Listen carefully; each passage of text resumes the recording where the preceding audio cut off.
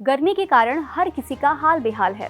बाहर का तापमान जितना बढ़ता जा रहा है, एयर कंडीशनर का पारा उतना ही कम हो रहा है। दिन में लोग एसी का तापमान अधिकतर 16 और 18 तक सेट रखते हैं, क्योंकि अब रात में भी मौसम गर्म है, इसलिए रात को भी एसी का तापमान कम रखा जा रहा है। कम तापमान में सोने के कारण इन दिनों लोगों में मसल्स क्रैम्प यानी कि मांसपेशियों की जकड़न, ऐंठन और जोड़ों के जाम होने की समस्या अधिक देखी जा रही है।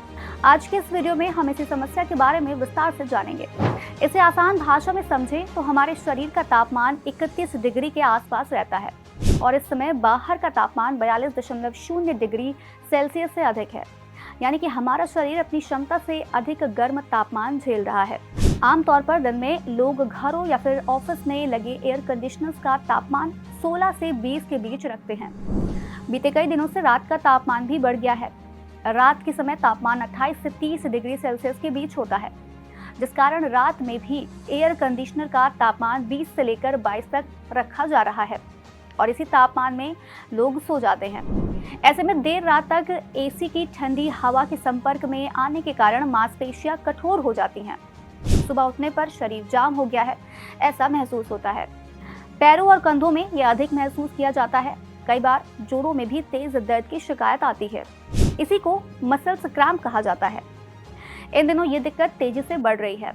ऑर्थोपेडिक डॉक्टरों के मुताबिक मसल्स क्रैम्प की दिक्कतें ज्यादातर उन मरीजों को हैं जिनमें विटामिन ई की कमी है। ऐसे लोगों की मांसपेशियां कई बार फट भी जाती हैं। शरीर में भारी दर्द यानी बॉडी एक भी हो जाता है। कम तापमान में सोना भी एक बड़ा कारण है। कई बार अधिक तापमान में बाहर निकलने पर भी मांसपेशियों की समस्या होती है। ऑर्थोपेडिक डॉक्टरों के मुताबिक फ्लक्चुएशन से भी दर्द हो रहा है। इस सीजन में हमारे शरीर को कई बार बदले हुए तापमान का सामना करना पड़ रहा है। जैसे बाहर 42 डिग्री से ऊपर का तापमान, बंद स्थानों पर आने के बाद एसी का 20 डिग्री के आसपास का तापमान। रात को सोते समय ये और कम हो जाता है। इस स्थिति को टेम्परेचर फ्लक्चुएशन कहा जाता है। जब शरीर इस स्थिति से गुजरता है तो मांसपेशियां दर्द करने लगती हैं।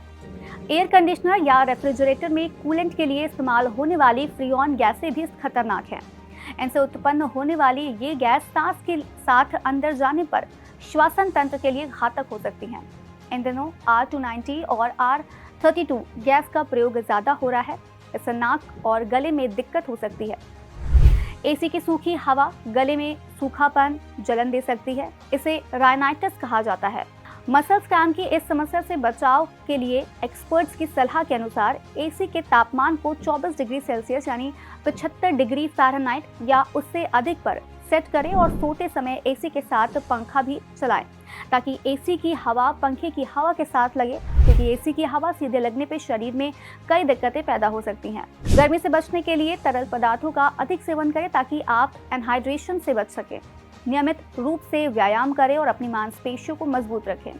स्वस्थ आहार खाएं जिसमें भरपूर फल, सब्जियां और साबुत अनाज हो।